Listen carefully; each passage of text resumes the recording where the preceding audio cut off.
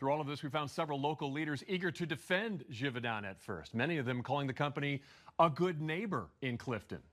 For this next story, troubleshooter Ward Jollis reports some of them have now changed their mind. Well, I found a mix of different opinions about this company when researching this story, although I found the best record keeper of all of it was a man named Alex Roberts. He's no historian or city official. He's just a resident whose peaceful existence has been ruined, he says, by the neighbor next door. If there's one person that's kept a close eye on D.D. Williamson and Givaudan over the past few years, it's furniture designer Alex Roberts. He hasn't had much of a choice. You can see the factory from his backyard. You can kind of see where that red flag is. Yeah. That's approximately where the water was coming up above ground. In 2022, water runoff from the factory flooded his entire property.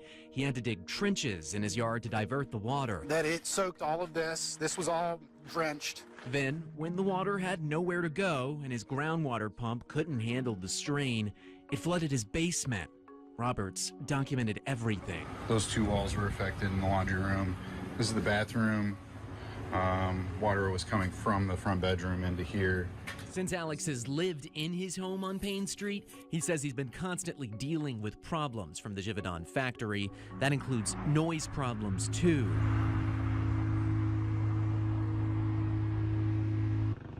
$8:15 at night. 911, Operator Levan, where is your emergency? Payne Street, there's a huge explosion at Givaudan. So on the afternoon of November 12th, when the Givaudan factory had just exploded, Roberts knew exactly what had happened and where. Where? Givaudan Manufacturing. Used to be DDW Color House. There's smoke all over the neighborhood. I can smell it.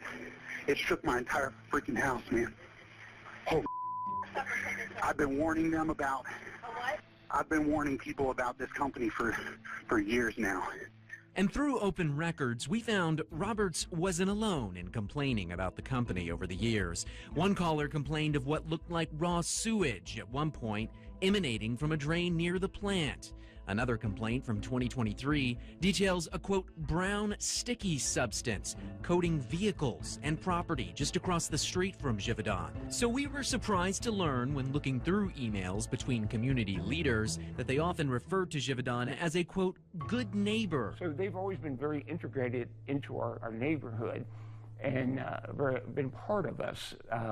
So I've always felt very comfortable with them. One of those leaders is Mike O'Leary, president of the Clifton Community Council. He says until we provided him with documents showing evidence of past incidents at the plant, he had no idea they had ever happened. What we've discovered with the open records information that Wave 3 has provided us is perhaps the operations inside the plant were not as smooth as we had thought it would be. And that's what is disturbing to us. O'Leary is referring specifically to the 2018 and 2019 incidents, the ones where the plant was evacuated due to an overheated cooking vessel that could have exploded. Eerily similar precursors to the explosion in November. Fire department showed up. They've got the incident report that I've seen, but they did not evacuate the neighborhood, nor was Lynn's alert sent out for us to shelter in place or to evacuate. Why do you think that is? Why do you think that is that they never notified anybody? I don't know. You can even see a little bit of the dye staining right here. This is one of the windows that got blown out.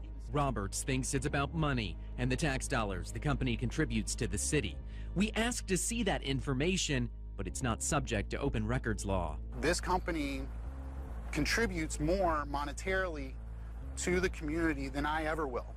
So from a political standpoint, they have more importance than me, the resident.